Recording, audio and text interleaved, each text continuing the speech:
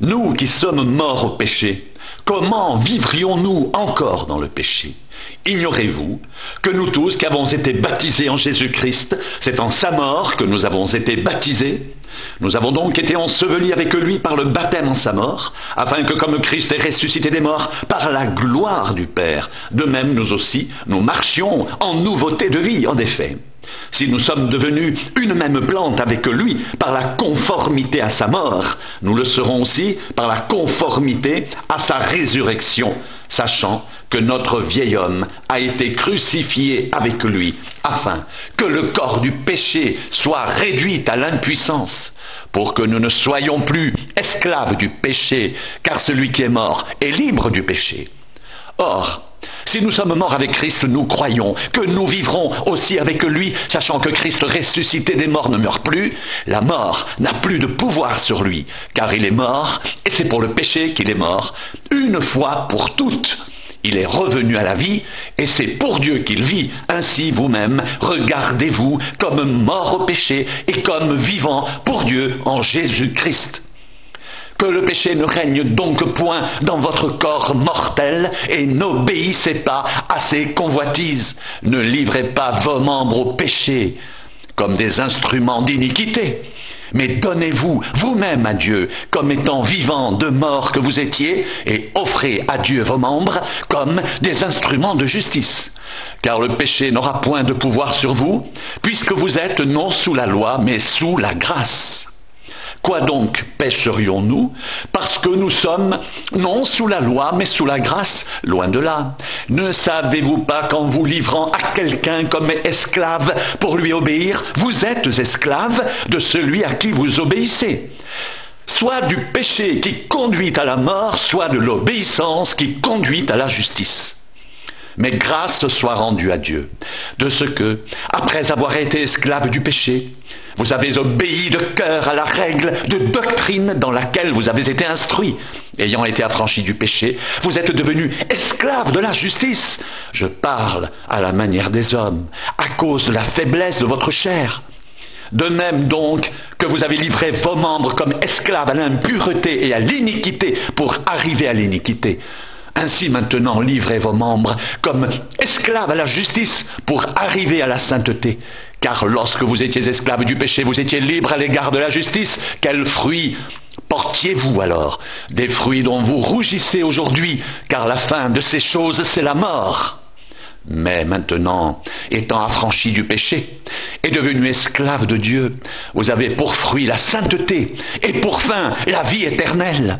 Car le salaire du péché, c'est la mort, mais le don gratuit de Dieu, c'est la vie éternelle en Jésus-Christ, notre Seigneur. Ignorez-vous, frères, car je parle à des gens qui connaissent la loi, que la loi exerce son pouvoir sur l'homme aussi longtemps qu'il vit. Ainsi, une femme mariée est liée par la loi à son mari tant qu'il est vivant. Mais si le mari meurt, elle est dégagée de la loi qui l'a liée à son mari. Si donc du vivant de son mari, elle devient la femme d'un autre homme, elle sera appelée adultère. Mais si le mari meurt, elle est affranchie de la loi, de sorte qu'elle n'est point adultère en devenant la femme d'un autre.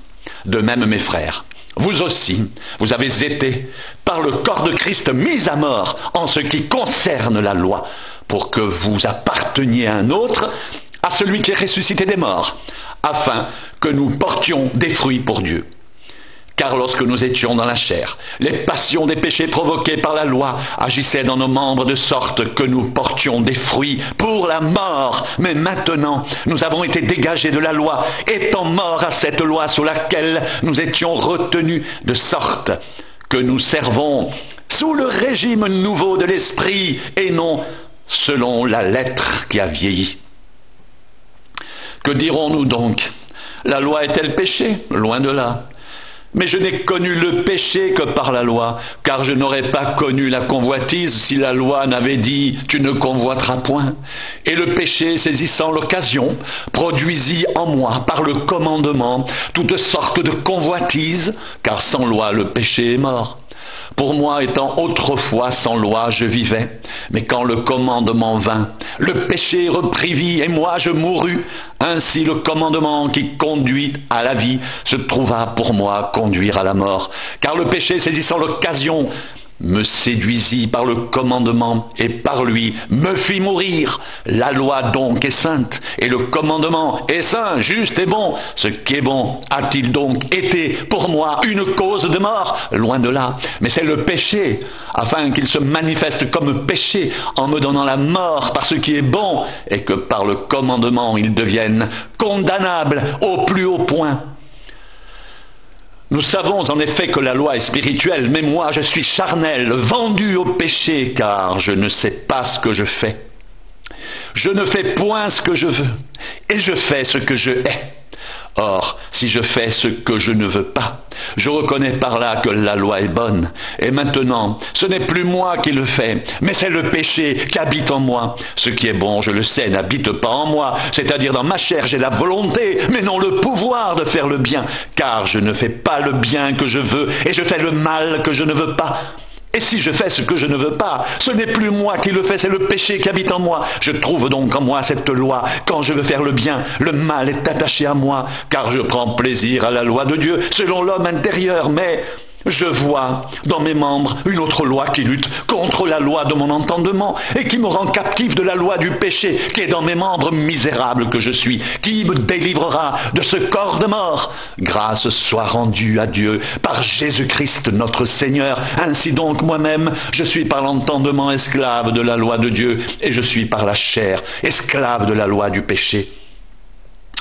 Il n'y a donc maintenant aucune condamnation pour ceux qui sont en Jésus-Christ. En effet, la loi de l'esprit de vie en Jésus-Christ m'a affranchi de la loi du péché et de la mort, car chose impossible à la loi, parce que la chair la rendait sans force. Dieu a condamné le péché dans la chair en envoyant à cause du péché son propre Fils dans une chair semblable à celle du péché, et cela afin que la justice de la loi soit accomplie en nous qui marchons non selon la chair mais selon l'esprit. Car, en effet, ceux qui vivent selon la chair s'affectionnent aux choses de la chair, tandis que ceux qui vivent selon l'esprit s'affectionnent aux choses de l'esprit.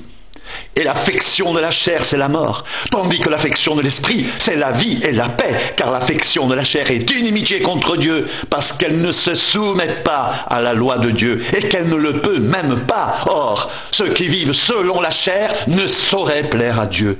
Pour vous, vous ne vivez pas selon la chair, mais selon l'esprit, si du moins l'esprit de Dieu habite en vous. Si quelqu'un n'a pas l'esprit de Christ, il ne lui appartient pas. Et si Christ est en vous, le corps, il est vrai, est mort à cause du péché, mais l'esprit est vie à cause de la justice. Et si l'esprit de celui qui a ressuscité Jésus d'entre les morts habite en vous, celui qui a ressuscité Christ d'entre les morts rendra aussi la vie à vos corps mortels par son esprit qui habite en vous. Ainsi donc, frères, nous ne sommes point redevables à la chair pour vivre selon la chair. Si vous vivez selon la chair, vous mourrez. Mais si par l'esprit vous faites mourir les actions du corps, vous vivrez. Car tous ceux qui sont conduits par l'esprit de Dieu sont fils de Dieu. Et vous n'avez pas reçu un esprit de servitude pour être encore dans la crainte. Mais vous avez reçu un esprit d'adoption, par lequel nous crions « Abba, Père !» L'Esprit lui-même rend témoignage à notre esprit que nous sommes enfants de Dieu. Or, si nous sommes enfants, nous sommes aussi héritiers, héritiers de Dieu et co-héritiers de Christ, si toutefois nous souffrons avec lui, afin d'être glorifiés avec lui. J'estime que les souffrances du temps présent ne sauraient être comparées à la gloire à venir qui sera révélée pour nous. Aussi la création attend-elle avec un ardent désir la révélation des fils de Dieu, car la création a été soumise à la vanité, non de son gré, mais à cause de celui qui l'y a soumise, avec l'espérance qu'elle aussi sera affranchie de la servitude, de la corruption, pour avoir part à la liberté de la gloire des enfants de Dieu. Or, nous savons que jusqu'à ce jour, la création tout entière soupire et souffre les douleurs de l'enfantement. Et ce n'est pas elle seulement, mais nous aussi, qui avons les prémices de l'esprit. Nous soupirons en nous-mêmes en attendant l'adoption, la rédemption de notre corps. Car c'est en espérance que nous sommes sauvés. Or l'espérance qu'on voit n'est plus espérance. Ce qu'on voit, peut-on l'espérer encore? Mais si nous espérons ce que nous ne voyons pas, nous l'attendons avec persévérance. De même aussi l'Esprit nous aide dans notre faiblesse, car nous ne savons pas ce qu'il convient de demander dans nos prières, mais l'Esprit lui-même intercède par des soupirs inexprimables, et celui qui sonde les cœurs connaît la pensée de l'Esprit, parce que c'est selon Dieu qu'il intercède en faveur des saints.